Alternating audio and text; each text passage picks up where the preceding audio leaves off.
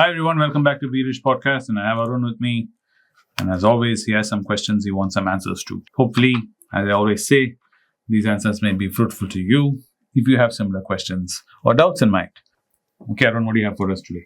The greatest strength for an investor is the power of compounding, and the man who has compounded better than anyone else is Warren Buffett. He first bought a stock at the age of 11 and he became a millionaire by age of 30, and after 25 years, around the age of 55, he became a billionaire. So it took almost 43 years for him to accumulate wealth, and now within 40 years, his wealth has accumulated to more than 100 billion. Yeah, but the problem is this. We all know what is good for us, but all of us find it very hard to follow. Consistency is the key. He didn't buy one share and then he became a billionaire 40 years later. He's been consistently buying and selling and moving his money around, making sure he's put it in the right places and then waited for the best time to sell and move it to another place. Like that, he's been doing that repeatedly for a long period of time. And some of his holdings which he first bought are still there. The same companies, majority of them are still there. He hasn't moved out of them because he still sees value in it. And that kind of value buying requires tremendous amount of patience. Patience is the capacity to not listen to the people around you, not listen to the noise, and just to do it. Like, biggest problem now in health is there's over-analysis happening in fitness and health. Everything is over-analyzed. Everything can cause you cancer or it doesn't cause you cancer. You'll read one article today saying coffee is bad for you. Tomorrow you'll read another article saying coffee is good for you. So then what will you do? They say eggs are bad for you. Then they say eggs are good for you. Eggs gives cholesterol. No, eggs does not give cholesterol. So if you keep on reading like that, you will never be able to eat or do anything. So because some celebrities get heart attack or get stroke because of exercising, the guy looks fit. We just assume something must be wrong. Because of exercise, he died. We don't know anything about the guy. We shouldn't be overconscious. And then you should not assume to know things you don't know. Like some guy dies, young guy, yes, he looked like he was in physical shape. But there's a big difference between healthy and being fit. Right? Health is also mental health, not only physical health. The guy might be physically looking nice, but mentally he might be in shambles. He might be going through tough times, and that stress takes toll on your body. So why am I talking about this and what has this got to do with Warren Buffett? Because this applies to investing. Like Anand still says, I ask you to consider these stocks. He's given you this year, right? Till he comes back and says, don't look at these stocks. You have enough stocks to buy. Almost 50 stocks. But people still keep asking me, even new today. New today. Send me Patas list. I do not know. Already is given. Because everyone wants to just buy one company, one share and immediately become 1 crore. So how many stocks will make a good portfolio? See, there's two schools of thought in it. I believe like what Charlie says. Charlie Munger says, more than 4 or 5 stocks you don't need. In the entire portfolio? Because you need to concentrate. Because you need to keep a track of the company, right? Because not only your money is there, you need to keep track of what's happening in the company, news about the company, news about the industry. It's very difficult. When we ourselves find it very difficult to do one thing, imagine trying to spread your attention into 4 things, 4 or 5 companies and maybe in different industries. So start like that. There are people who also made billions of dollars in history who have gone and invested in everything. They'll have like 100 companies, 200 companies in their portfolio. Anything like a value buy, they'll place money and they'll forget about it. I forget his name. There's a famous investor who's like that.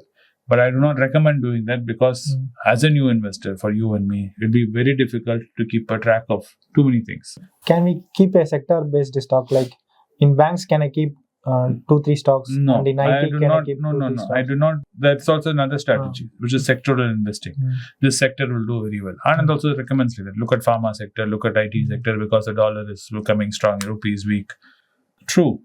But that requires even more understanding. You're paying attention to macroeconomic things. Looking at what Fed is doing with the interest rate, what RBI is doing with the interest rate, what is happening in Ukraine war, and all that moves dollars around, the dollar and rupee ratio around. And you do not know when the dollar rupee ratio moves, how it impacts the IT pharma sector exactly. So it becomes very difficult. You're a new investor. You're better off picking 4 companies, doing basic analysis, right? And saying, okay, I will invest in these 4 or 5 companies in different coffee levels till a point these companies become overvalued. When they become overvalued, you stop investing in that and find some other company to look at. Okay. Until then, we shouldn't look for another stocks. No need to. Because you have found one gold mine. Finish digging all the gold there. Yeah. If you go on digging here, 2 minutes digging there, what will happen is you'll get frustration and then you'll get confused, which is happening in all other sectors. You see it happening in all, because of internet and social media and artificial intelligence. Everybody thinks they can find every single information within seconds and they know everything. Not true. If we were so good human beings and we had such great processing capacity and we had artificial intelligence, we can't even predict the weather. Yeah. Okay, we've been trying to predict the weather since science started. Since we understood science, we've been trying to predict weather. Yes, we've gotten better at it. No doubt. We can now say, with sure sign, that's a cyclone coming. Where it's landing, we do not know. But we know how it forms and how it's going to come. It'll roughly come here and all that. We can give approximation. But we don't know. So same way, there's no way of saying with all this information, which stock will go up, which stock will definitely come down, which sector is going to definitely do well. This year, this sector. You will find a lot of talking heads sitting on TV and you don't even know their motivation. After you hear about news about how these guys have gone on to different, it came known Z business.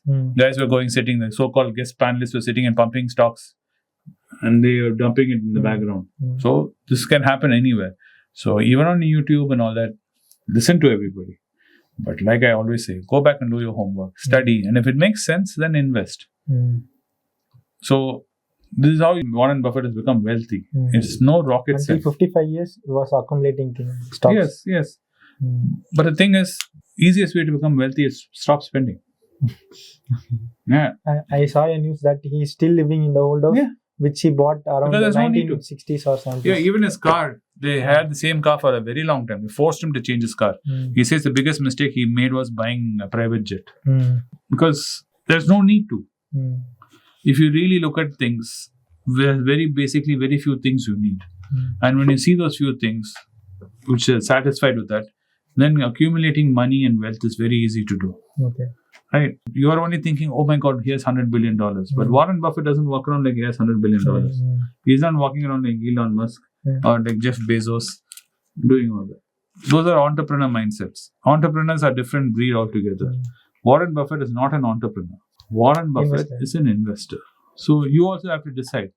Because what you're doing is, you're saying, I want to make money like Warren Buffett, but I want to live Jeff Bezos' lifestyle. That's not possible. That's not possible. That's two different things. Okay. If you want to live Warren Buffett's lifestyle and you want to accumulate that kind of money, you have to do that what he does. It's like a marathon runner wanting to look like Rock Dwayne Johnson. That's the spirit, Rock Dwayne Johnson cannot run a marathon. Look at the size. He'll feel tired. You can think of anything, but there are possibilities that you can become that only. Yeah. So when you look at something, see the whole thing and decide if that's what you want.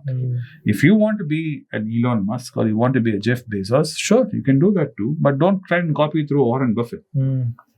Because you will not achieve it. You will not achieve being Warren Buffett, nor will you achieve being Jeff Bezos. Because you cannot invest money and blow money.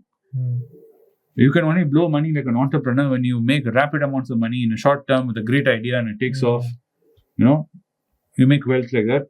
Sure, then you can do what Jeff Bezos is doing. You can definitely do that. But be like Warren Buffett, it requires a certain mindset, which is an investor's mindset. But every rupee you have, you don't think of spending it. Mostly patience is the most important thing. Correct. And you have to think, okay, I'm just going to take this rupee and not buy today. I'm not going to have tiffin coffee. And I want to instead skip my tiffin coffee, lose those few kilos of weight which I want to lose, and put that in ITC. If you see that, for the test, you can actually see. If you walk around, you go tomorrow and conduct a survey in our office. How many of you have investment account? Right? And note it down. Don't ask them to open if they don't have. Just note it down. Then every day you ask them, did you buy today different coffee? They'll say yes, no, right? Tally it. In 30 days, you come back and tell me. You'll find out that hardly 10% have accounts. And out of that 10%, maybe another 10% only actually buy anything. If you remove Alvin, it'll be 0%.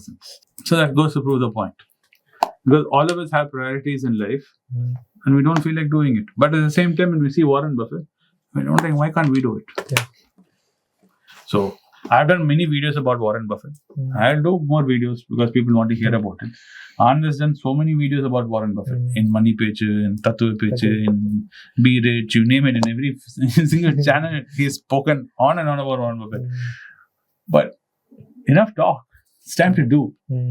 Somewhere along the line, you have to say, okay, enough talk, let's do. Okay. So that's Warren Buffett for you. Anyway, thanks for watching the video, guys. I hope you feel motivated to think of an investor mindset and not an entrepreneur mindset if you want to become a Warren Buffett. Nothing wrong in being an entrepreneur. If entrepreneurship is what you want, you can definitely look at that too. But you can't do that through being Warren Buffett. An entrepreneur has a different mindset and a different attitude towards money. Thanks for watching the video, and we'll see you in the next one soon. Bye. Thank you.